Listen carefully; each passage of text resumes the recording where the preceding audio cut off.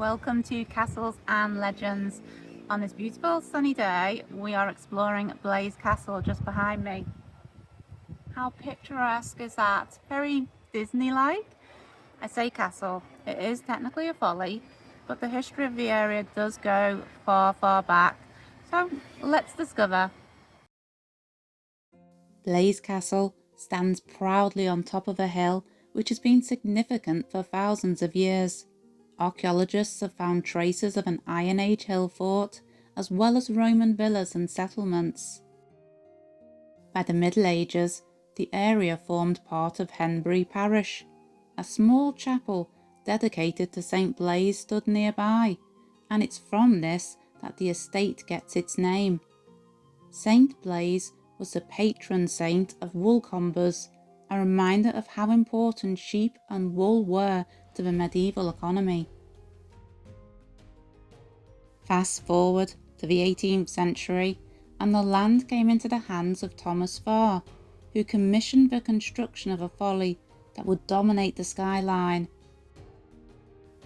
In 1766, architect Robert Milne designed Blaise Castle, deliberately styled to resemble a medieval fortress with battlements and towers. Though it looked ancient, it was never built for defence. It was purely ornamental, designed to look ancient and dramatic.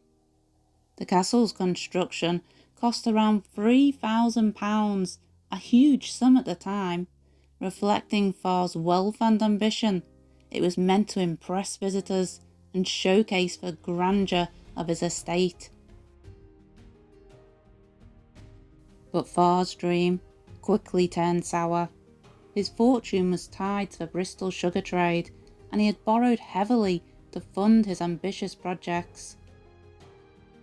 In the 1770s, during the American War of Independence, the seas were no longer safe.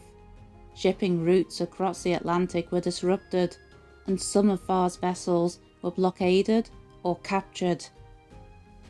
At the same time, the value of sugar slumped, leaving Farr with mounting debts and no way to pay them.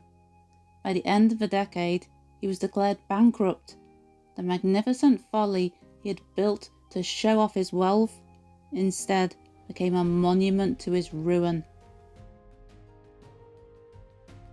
In 1789, the estate was purchased by John Scandrett Harford, a Bristol banker.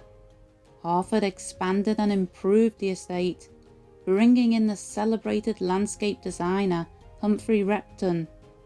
Repton reshaped the grounds into a sweeping picturesque park with rolling fields and wooded valleys, with, of course, Blaise Castle crowning the hill.